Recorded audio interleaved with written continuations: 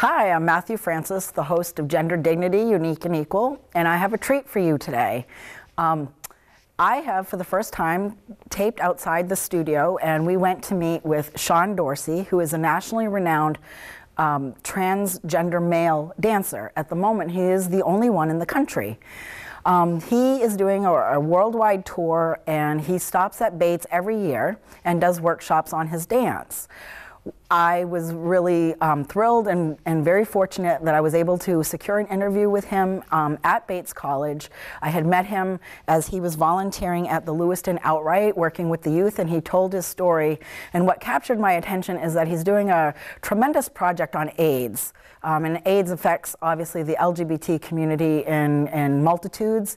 He feels that the history has been lost, and he is reviving the history and the knowledge of AIDS. We're very fortunate that AIDS is no longer a death sentence, but it is something for us to all be aware of and not forget such a history.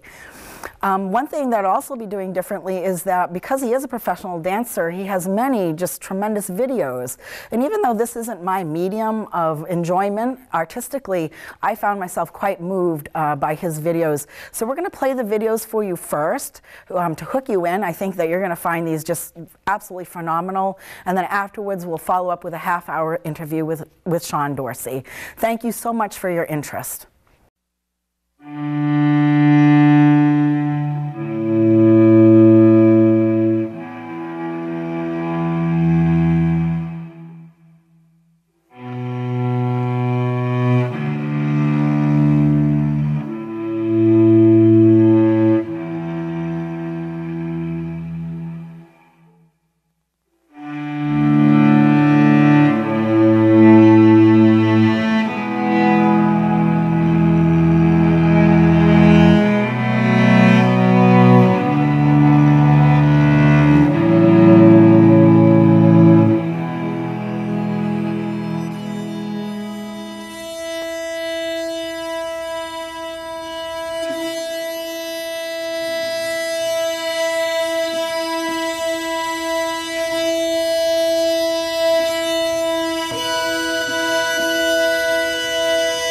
I'm sure many of us have blocked out pieces of this. I certainly know I have. At a certain point, you're changed. I'm changed. Everyone who went through that has changed, just like people go through war. You're changed.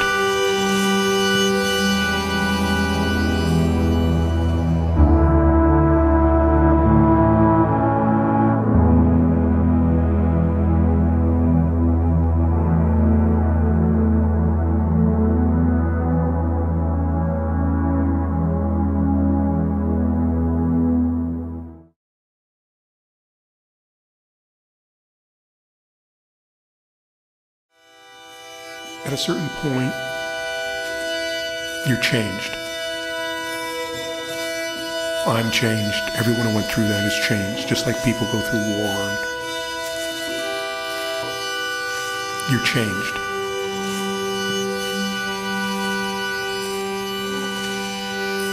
And, I am not the person that I was at 28.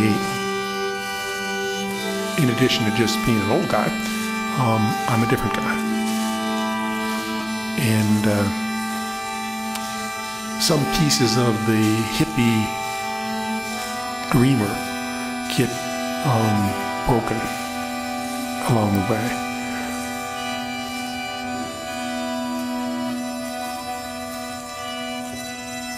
I walked into the room and saw a man in his early 30s who looked like he was 92. Who was skin and bones, who weighed maybe 80 pounds, who was on a respirator so that he could breathe, who had no hair. And he said to me, Jimmy, this, you gotta do me a favor. And I said, whatever it is, just ask. And he said, I can't go on like this. He said, if you could, just carry me up to the roof and throw me over the roof He goes, I only weigh about 80 pounds and you're strong, you could do it. And I said, Jay, I can't do that. You can't ask that of me. And when he died, they came in the hazmat suits and they put him in a body bag.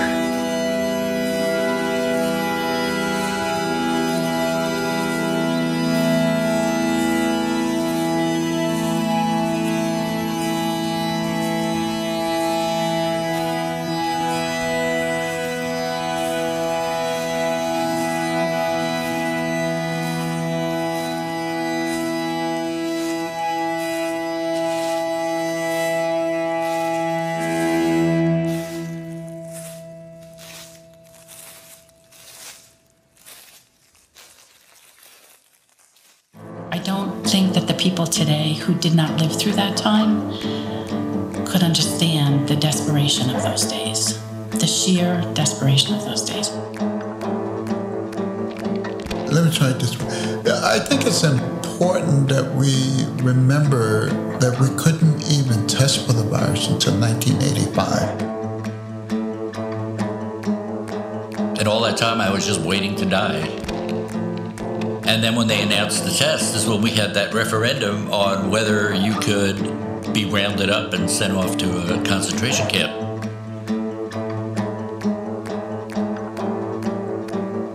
People with AIDS here in New York were not being fed because people would not go in the room to deliver their food. They would leave the food outside on the floor, but the patient could not get up out of bed. And the amount of doctors who wouldn't treat and they wouldn't touch, and I don't know how we would ever prove it, but I think that people did die from neglect as much as they died from the opportunistic infections. There were literally no agencies that fought for trans people. It was like they weren't seeing us die. Nobody seemed to care because it was a gay community. Ronald Reagan was president. He never mentioned HIV and AIDS during his entire tenure as president. And we all just couldn't understand why somebody wasn't trying to pump up the research to find out what was causing it, at least. It was very clear in the beginning. If we didn't take care of each other, nobody else was going to do it. It was overwhelming. There was too much work to be done. And so people did their part at the best thing that they knew how to do. People who were activists joined ACT UP, lie down in the streets. People who were artists started to make art about it and tried to change our minds that way. People who were good at making meals supplied meals. We just did the best thing that we could do. But people did something. They stepped up and they did something.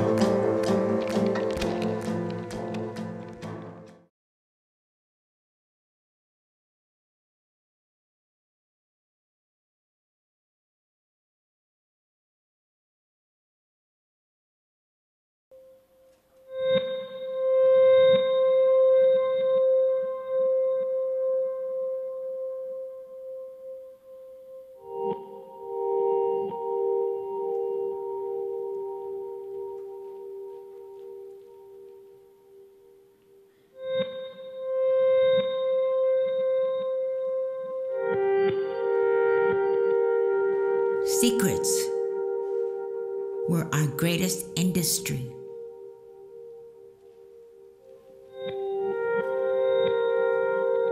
Secrets demanded all our resources, our time, our energy, our imaginations, oftentimes our money.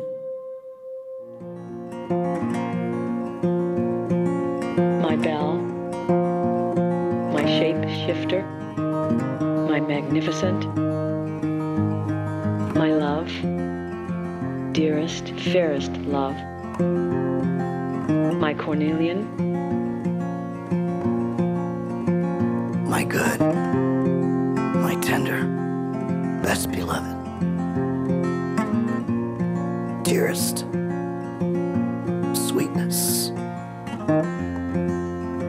my heart's desire, my queen, my love, my flame. My love, dearest love. My own dearest love.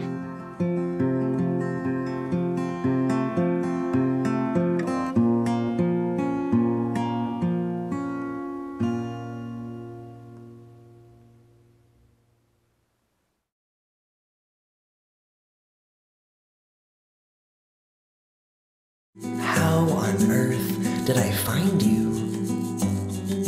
The search is on for our greatest love story, for our great love. How do I tell it? Tell it? How do I find it?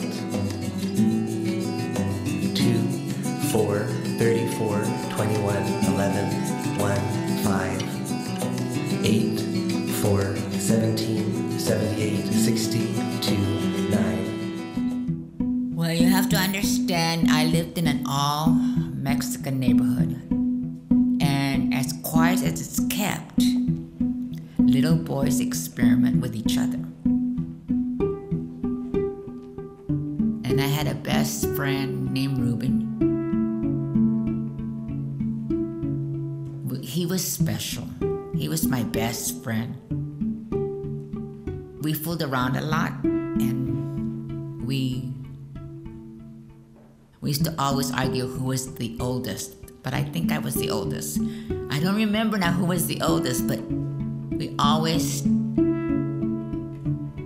he had this white streak in the back of his hair that made him unique, like a birthmark, but he was the spot in blonde.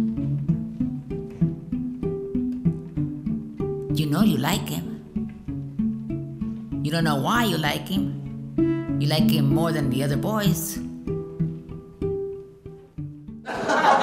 Don't, honey. These are extraordinary years. Extraordinary. Jazz in New Orleans. Red parties in the Tenderloin. Drag balls in the village. There's a full-fledged Renaissance in Harlem. House parties. Celebration. Integration. Liberation. And plenty of libations. A star is born. They can't get enough of us. It's fabulous. We're practically royalty. Even the straights love us. We are. Just don't tell them that. I'm gonna be a star. Yeah, we'll make it quick, honey. We're back on in 5. But then the war came along, and that changed everything dramatically. Because that meant, for the first time, at least in my life, that you could be sent far away and die. And that was scary.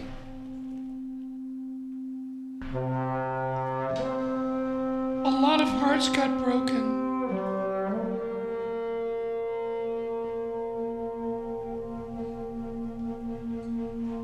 But the draft was still on. So I was pulled in, and I had to make a decision about letting them draft me. God forbid being in the infantry. Oh God. It was horrendous to even think about it. I mean, this was...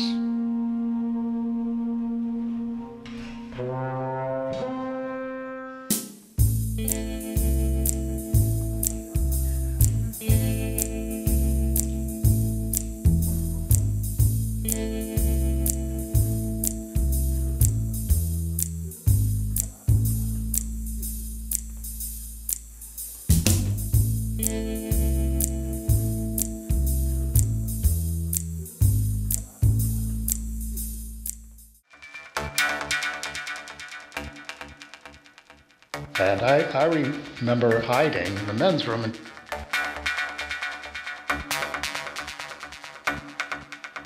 we'd go running around the bar. Come on, sweetie. The lesbians, we'd have to grab them, and they were grabbing guys. Let's dance. Spent the night in jail. Was felt up. Was ridiculed. Was made fun of. Was scared to death. Yes. I hate American police. My bell, my shape-shifter, my magnificent, my love, dearest, fairest love, my cornelian, my good, my tender, best beloved, dearest, sweetness, my heart's desire, my queen, my love, my flame, my love, dearest love, my own, dearest love,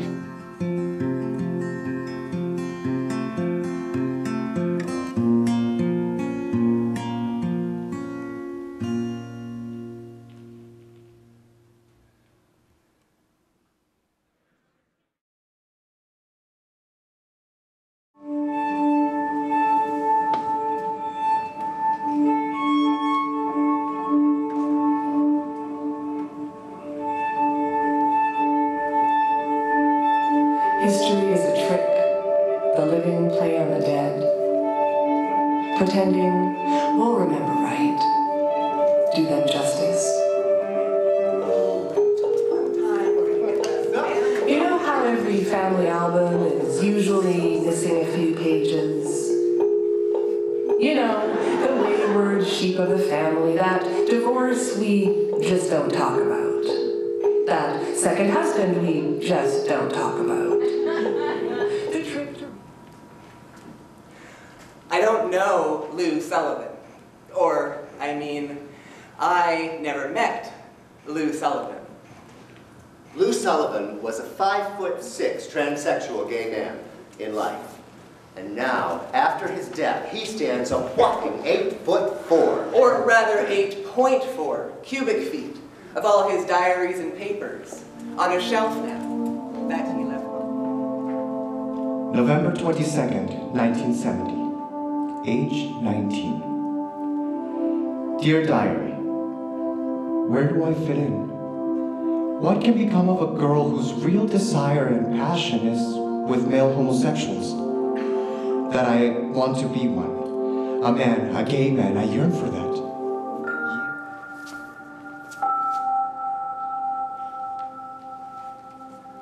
I think of myself as two people finally coming together in peace with each other.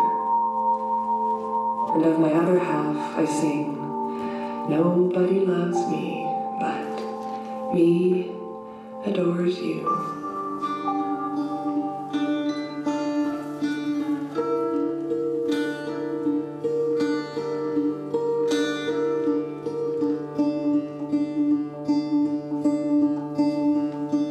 I was amazed at the acceptance I received. I was one of the guys now. Gay men accepted me with open arms. And so this is how I will go. The gay man's disease. I've been passing that well as a gay man. I've arrived, and I'm leaving.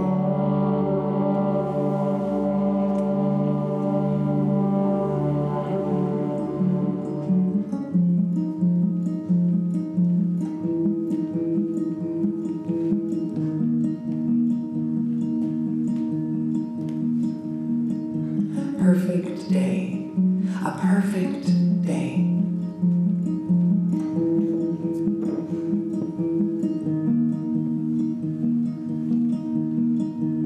Dear Diary, I tell him I love him. This dear diary. You left behind all these things for us.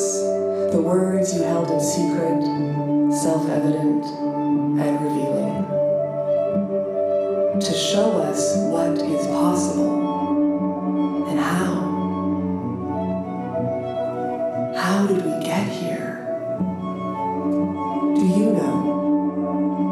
risked and struggled for that cracked, open door. All these foremothers and forefathers and foreneithers.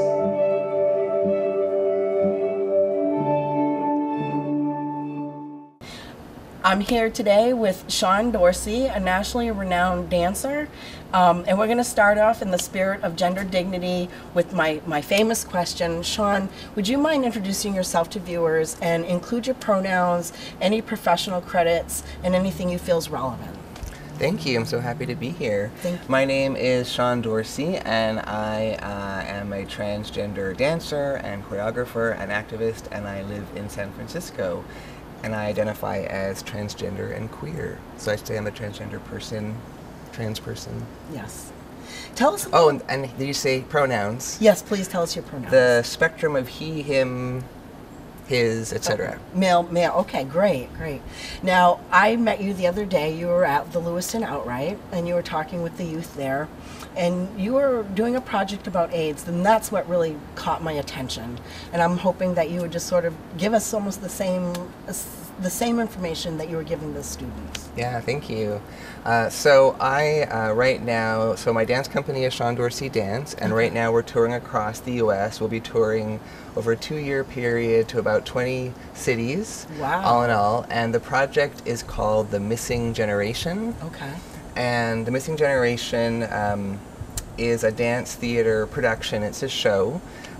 So on stage what's happening is full throttle dance, really highly physical theater, storytelling, and the audience meanwhile is being immersed in a multi-layered sound score, and what they're hearing is my voice and narration and music, but what they're also hearing are excerpts from oral history interviews that I did with transgender and LGBTQ longtime survivors of the early AIDS epidemic. So the first year of the project, I got to travel across the US, and I was hosted in some community residencies, and I got to sit one-on-one and have conversations with people who are survivors from the early part of the AIDS epidemic. So they might have been living with HIV for 30 years, or they may have lost partners, friends, parents, children, loved ones to HIV/AIDS during the early epidemic.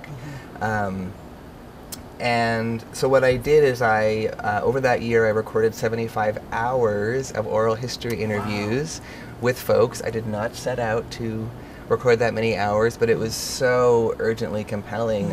You know, we're losing this history with every passing year. As we lose survivors, we're losing this history because, as we know, trans and queer history and LGBT history is not recorded in mainstream history books. A lot of us, I'm blessed to have a really wonderful family, but a lot of folks are excommunicated or separated from their family. So our histories are not being recorded and kept and passed on to our ancestors, you know? I agree. I mean, it's a civil rights issue, but it's not treated in the schools as historically taught as civil rights. Yeah. So I'm glad that you're doing this. I feel very blessed. I felt deeply called at the beginning of the project to do the work, and then it was really intense just sitting with who am I to do this? How can I possibly do justice to these 25 people's life histories that they have just cracked open and offered to me in the most honest, vulnerable way? And when I started the project, I thought it would be a show and a project that would travel with not only a performance, but community forums and workshops and so on. And I thought it would be about this generation we lost. You know, we lost part of an entire generation of transgender women, transgender men, gay and bisexual men. So I thought it would be about that generation we lost and who were those people and what were their stories. But as I started interviewing people, I was so struck by the very intense trauma that all of these survivors are holding, that our culture has totally turned its back on. You know, our culture now has just totally turned its back on the early AIDS epidemic. It's like it didn't happen. It's like it's not relevant to our lives now. It's like it isn't relevant to every single LGBTQ movement struggle and movement strategy. And, you know, it's like it's not relevant to how we got to the era of having cocktails. So the project became really about the missing generation being people living amongst us who are survivors and who I really want to invite us to attend to and attune ourselves to, and to hold and witness that.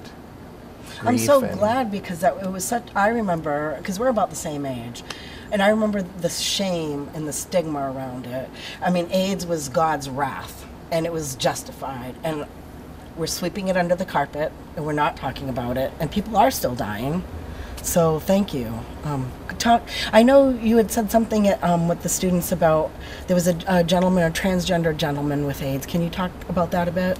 Yeah, so two things. I'll back up and say, as a transgender person, it was really important for me in this project to prioritize and bring in transgender stories and experiences, because outside of trans communities, most people don't know or realize that especially trans women's communities, and especially trans women of color communities, were decimated by the early AIDS epidemic.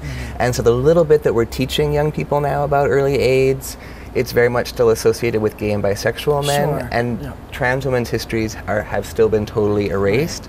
So that was really important for me. And also for me, part of the birth of the project, I don't know if you're talking about Lou Sullivan, maybe, is that? Yes. Yes. So 2 projects ago, 2 shows ago, I did a show called Uncovered, the Diary Project. And so the sound score, again, had text and story in it. And to create the story, I was turned on to knowing about this amazing person that everyone should know about, Lou Sullivan. So Susan Stryker, who's a hugely pioneering, important, trailblazing, awesome shero, trans woman academic and writer and activist, years ago said, you know, Sean, do you know about Lou Sullivan, and do you know about the fact that he was a trans man who became HIV positive and then died from AIDS complications in 1991. And before he passed away, he bequeathed his lifelong diaries to the GLBT Historical Society in San Francisco as a legacy and a record and a map for people, you know, who came after him. And I'll back up saying that a lot of folks don't know about Lou Sullivan because he died early in the AIDS epidemic. I've never heard of him. Yeah, and most trans people haven't, because he died before cell phones and the internet, and before there was, you know, any kind of national trans movement. So he was this hugely pioneering transgender activist. So he was a female to male transsexual man who was gay identified. And at the time, gender clinics, what little there were, and there were no standards of care, would routinely turn you away for any kind of treatment, therapy, or hormone therapy if you said, hello, I'm transgender and I'm gay, or I'm a lesbian. They wanted a heteronormative man. Absolutely, yep. So they were medically enforcing heterosexuality if you wanted any support to transition. So he, there is the Bates College time bell going off, the toll of the bell. So he did a ton of education in the medical community, academic communities, about gender and sexual orientation are different things. He totally forged a new path so that gay, lesbian, and queer identified trans people could have a path to get access to hormones and therapy and surgeries. He did some of the first transgender research, publishing, writing. He founded FTMI, he started the first international trans newsletter, and he personally wrote letters and responded to letters to hundreds of trans people around the world who were lonely and isolated, alienated, and desperate to connect with each other. And he kept carbon copies. So in his archive, you can see letter after letter typed to people, people sending photographs. Such a profoundly generous activist. And so I spent a year reading his diaries from the age of 5, and the last entry is about 3 days before he died, and hand transcribed as many excerpts as I could, and then I narrated his words in my voice, and then I choreographed a show to that. And that was the spark for this Missing Generation project, was getting, here's this trans man, and what other stories from trans people and from LGBT communities, you know. But I encourage people to, there is stuff now that people have gotten online about him. His name is Lou Sullivan. There's a famous architect called Louis Sullivan. So this is Lou Sullivan, the trans man. And there's resources folks can find online. Okay. Learn about him. Probably would they type in Lou Sullivan, FTM, female to male? Yeah, Okay. Lou Sullivan, transgender. Okay. Yeah. Okay. Yeah. Yeah, not to be confused with the architect. Yes. Okay. He was an architect of history making and activism. That's right. Big time activism. And you're raising a really good point, because I think people do confuse gender and sexuality. And I know even in my own experience, you know, folks expect me to be heterosexual. You know, if you wanted to be a man, then you better be attracted to a woman. And people Absolutely. are really confused if they see a trans person with someone of the same gender. Yeah. You know, and they don't know, like, what's going on. It's still so conflated. And I had so my partner is a trans woman. Yeah. And her name is Shauna, so we're Shauna and Shauna. Shauna Virago, she's an extraordinary singer-songwriter. People should definitely also Google her. Is she a dancer too, or a singer-songwriter? Singer-songwriter, yeah. So she's a musician, ShaunaVirago.com. But one time, someone wrote an article about the two of us for a newspaper, and there were comments online. People can, write comments. Sure. And someone said, why did they each bother transitioning? They should have just stayed the way they were. Wouldn't it have been simpler?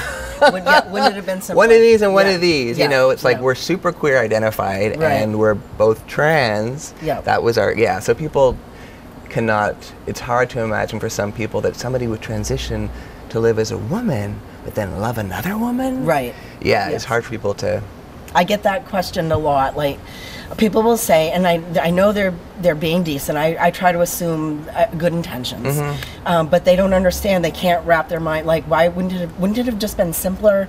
Or Matthew, why didn't you just become a butch lesbian? Right. That's another thing. Right. Yeah. Yeah.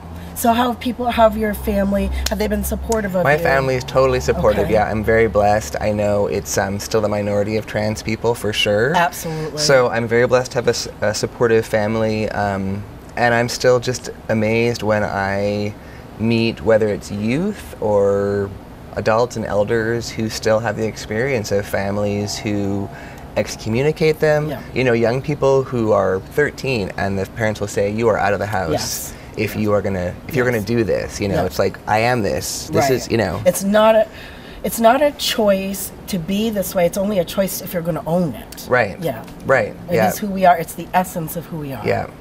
Would you mind talking about your transition experience? Would you feel comfortable with that? Yeah. Okay. So I identified as transgender for a long time before I felt the need or the interest or the call to alter my body or take hormones. Yeah. So, and that was a lot harder path to walk in the world for sure. Our world is a lot more uncomfortable if you are... If you're not looking the part. If you're not looking the part. So, so that was, a period of feeling really clear. It's like, this is me, this is my body. I feel really clear.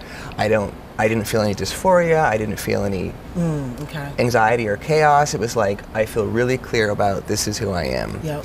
The anxiety and chaos and pain was from the outside world, looking at me, misgendering me, which is to say people, calling me she, or assuming that I was butch, lesbian maybe, or even well-meaning, really well-meaning, saying goodbye ladies, thank you, or, which people with no malice or ill intent would it's devastating for a trans person to hear that. Well, not to diminish it, but especially if you do have dysphoria to go along with that. Absolutely, yeah. So, and I was blessed to be in community. I came from Canada, but I, moved to San Francisco and had an amazing partner. We've been together for almost 15 years. Congratulations. And thank you, and community. And so my real pain came from a daily experience of being in the world and having the world not have space for someone like me.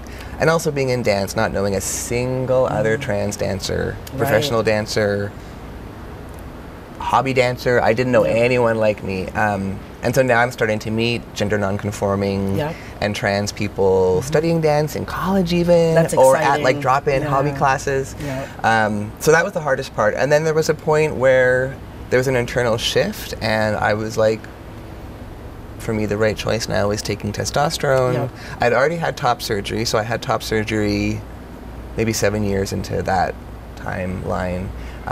So it was probably first really I probably first thought about the word trans and 23 years ago. Okay.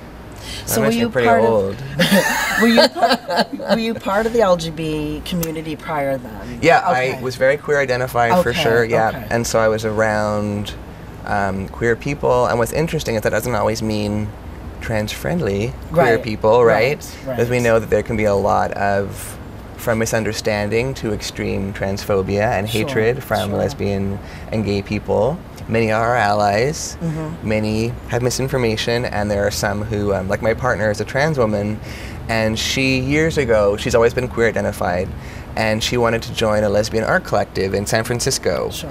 Small little group, met at maybe did life drawing, let's say once a month or something like that. Yep. And they had to have a vote in front of her with a show of hands whether this transgender woman could be admitted into this group. Right. So, so yes, that's a roundabout way of answering that. with a No, long I answer, agree. but- I don't think the world was ready for us. And in some ways, I think, I don't know how this will sound. This is part of the intent of the program, is to extend the olive branch. Mm-hmm. Because I feel like, because of technology, this information now is in people's faces.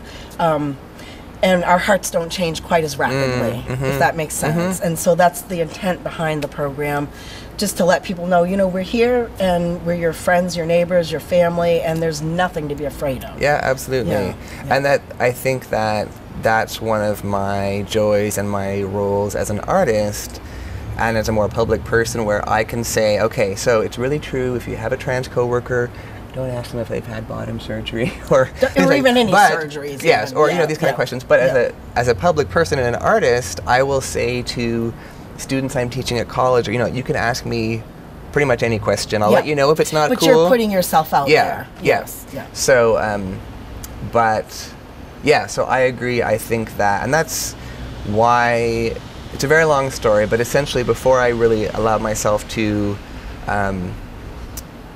give my life to art making and dance making, I was totally identified as a more traditional activist. I was going to grad school for community economic development. I was like, this is the way I'll make a difference. Yep. Never thought about dance. I can't be a dancer. Trans people don't do that. That's selfish. I'm not going to change the world, And long story short, I got at some point, this can be the way that I forge change in the world. Yep. And you talked about the brain can take a little longer, like I don't remember how the acronym is, or I get so flustered about, do I call that person he or she, that for me, when I bring my work onto a stage and we perform it, we're all LGBT in the company, there's a way that people get such a visceral gut heart experience. Yes. So it's like they may not know the acronym LGBT, they may not remember, is Sean a trans man, a trans woman? I forget how it works. But they go, oh, that is a human who I can deeply relate to. This human is embodying, loneliness or grace or longing for connection or difference or family, and I get that, and I can relate to that emotion, and we'll catch up on the acronym part and See, I'm a big believer in that, because I'm really looking at your energy. How are you coming at me energetically? We can deal with the wording. Totally. Yeah. And if I know, especially when I began my medical transition, like you, for a year I wasn't able to do the medical piece, and people just weren't getting the pronouns right, and it was really devastating to me because I do have dysphoria. But then it really just, if your energy was good, I can deal with that. Yeah. I can deal. We can work. difference. Yeah, it makes a huge difference. Yeah. And that's, to me, more important. Yeah. Yeah. And that's good for folks to know who are not transgender and who want to do the right thing and want to learn, to know that if you approach someone with just, a real honest respect, and can be vulnerable yourself and saying, I want to do the right thing here, I want to say the right thing, and I'm wondering if I can, check in with you, or in advance, let me please apologize. Right. I might get this wrong. And even, I'm going to preface this, like, as you and I, we've put ourselves out there. So there's a certain, at least on my piece, I'm willing to do that. But not every trans person wants to be the educator. Absolutely. And I think it might even be wise to say, I'm really curious, are you in the mood for these questions? Right? Are you even in the mood for this? Totally, yeah. That's really true. I think we do this in so many communities. Like, people will assume that because I'm trans, A, I want to talk about it at all times. B, I'm in the mood. And it's really true. I think it's a great insight that don't assume that because somebody is trans that they want to be an educator around that. Right. Just the way that white people might assume that a black person really wants to talk about the issues that the white person thinks are important to that black person. And it may be very honest, curious energy. And God knows on my show I emphasize being curious as being a good thing. And it is a good thing. But I have a friend, and he's from Burundi. And, you know, he joined me at a dance class. And awesome. Yes, and the instructor was very curious. And I really was impressed with my friend who just said, you know, I'm just not in the mood right now. He didn't want to be on for her. Wow. And she was so respectful of that. And I like the way he handled it. He didn't discourage the curiosity, but just, I'm not, you know, I'm just a human being and I don't want to be the center of attention. Yeah. You know, he just wanted to blend. Yep. Yep. Yep. Yes. Just get to be present and not have to be on. Yes. Yeah. You know, I think that's an important. I'm so glad you brought that up. Is there anything more too, though, about AIDS history that you could maybe inform viewers about? Because I'm not as well versed in that. Oh my gosh, so much. And you know, I'm still learning, and I tried to do a lot of education of myself before I talked to anybody and started my interview. So I spent a long time reading everything I could get my hands on and asking people questions. So I could talk for about an hour. I could try and do a few highlight bullet points. Yeah. So so some things people may not know. Maybe I'll kind of just do some bullet points for folks who are younger than us, who are hungry for the information, or who also may be older than us and not part of the community. So many people don't know. So people started getting sick in around 1980. It started 78, 79, but 80 is when it was kind of starting to get more visible, that people were getting like these spots, these lesions, really bizarre cancers that had never been seen in young people before. So people don't know that for the first 4 years of the epidemic, nobody knew what it was or what spread it. So for 4 years, people I talked to couldn't describe the extent of, you said, shame, the hysteria, people were like, can it be spread by touch? You know, people would leave, people who were in hospital, healthcare workers would leave their food tray outside their door. I was going to say, I bet they were isolated. Yeah. Treated. People would come into the room wearing, you know, hazmat suits, you know, just looking like robots, taking care of this. You know, doctors and nurses often wouldn't touch people, would refuse to give injections. People, I said, wouldn't bring food into the room. Families would refuse to come and care for their dying children or bring them home or bury them. Funeral homes wouldn't take bodies. And there were no resources. There was no kind of rights protection for any LGBTQ community at the time. And many governments actually passed laws making it legal to discriminate against someone who had HIV. So that's 4 years. Year 5, we have a test, but it's just a death sentence because there's no treatment. There was no treatment. It wasn't until year 7 that the first approved medication was approved by the FDA, and it took so long because the government at all levels of government said, you know, this is gay and bisexual people dying. We don't see trans people. We don't even know about that. We're ignoring that. They don't exist. So it's kind of a disposable population to us.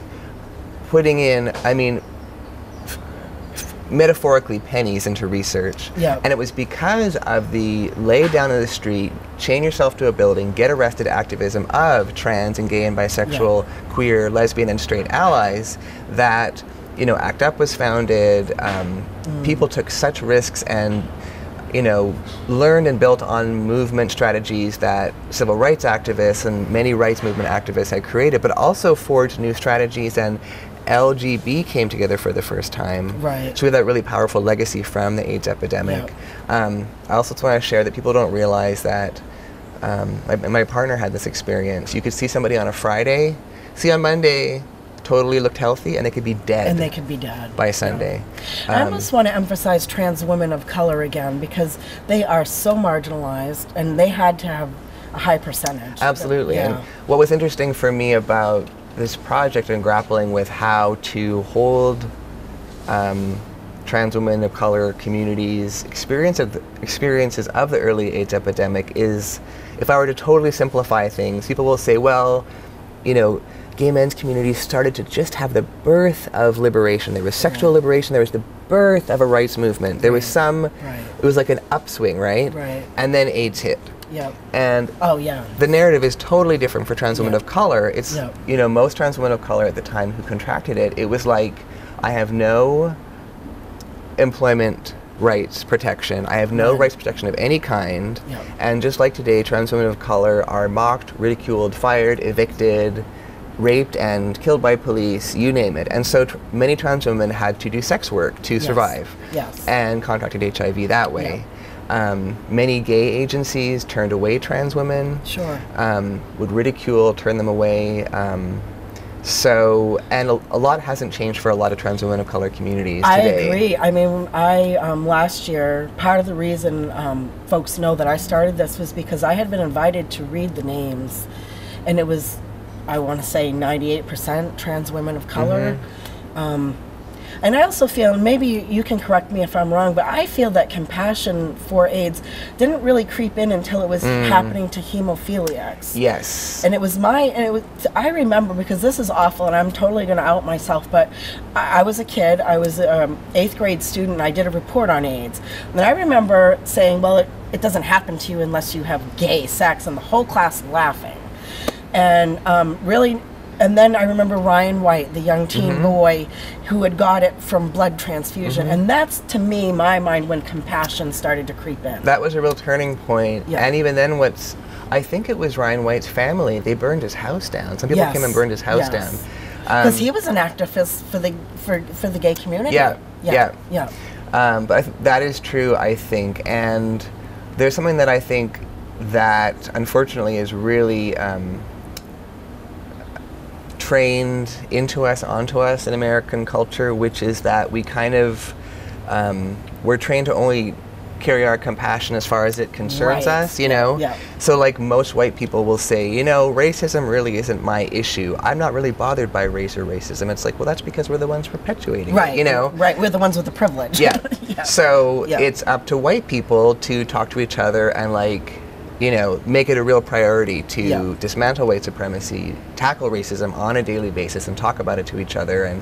And in the same way that patriarchy will never be dismantled if it's only, you know, women, trans women, and like all the dudes of any kind of stripe or over here being like, well, that's not really our issue. Yeah. So I think it's just that cross-community intersectionality that applied during the early AIDS epidemic. It applies today. Like, I am in a lot of conversations with people that we are in the midst of another civil rights movement. Oh, absolutely. You know, and that just like we wish that straight people and non-trans people in the early epidemic would have stepped up and really helped early on, that now, you know, I call on other white people to really figure out how we can talk to each other, how can we step up, how can we work, you know, not just clicking like on Facebook. I always say. No. Oh, it's easy to be an activist online. Yes. Yeah. My friend calls it collectivism, which I like. Oh, I like that. I like that. I know, you know, God bless their little hearts, but I do have people that they can post all kinds of things, but, you know, put up or shut up. What about your friends who are ticking you off? Can you be an activist and a kind, you know, kind person at that time? And I know, like, I probably sound like an old fogey to young people when I talk this way, but I think it's true that social media is such a great way to get information out. Here's this great article. You know, this protest is happening right now, and we cannot stop there. We can think of it as like an education tool for ourselves. Absolutely. But to remember that when I'm really saying this for viewers, that when we post something on Facebook, it's going to our friends who already agree with us, most likely. Absolutely. And we measure the success of our post by how many likes we get. Yeah. But it's like having the conversation with that difficult family member, or somebody at the workplace or in a classroom is like, that's where change is going to happen. So we can build movement and community on Facebook and Twitter and Instagram and Snapchat, knowing that we have a lot of like minds making us feel better. Right. But then we get out into the world and it's like, how do we take to the street? How do we actually do it? Yeah. Yes, I totally agree. And I had a train of thought and I lost it. Social media, Ryan White, compassion, you were talking about. Oh, it's okay. Okay. Yeah. Go on. It'll come back. It's like midnight. Come back. No. I know. I think partly I get a little bit like unnerved when, you know, people have like 80 issues they're caring about. I know I can only care about 3 or 4 if I'm to give my full attention to them. Yeah. But to me, the central theme of compassion and community really, if I'm well versed in these 2 or 3 really issues that really does permeate in a larger way, because that's really the point, is it's connecting really in the end. I mean, to me, that's what's going to happen. Yeah, right on. Well, I've really enjoyed the interview Thank you so much. Thank you so much for having me, and thank you yes. all for watching. Thank you. Thank you, folks. I really hope you enjoyed this interview with Sean Dorsey and that you learned a lot about AIDS and his phenomenal transition and all that he does for the community, not just his work, but what he does in his spare time, the volunteering, this AIDS project to bring awareness to LGBT communities. I feel very grateful for this opportunity, and I hope that you, like me, found this inspirational and educational. Thank you so much for your interest in gender dignity.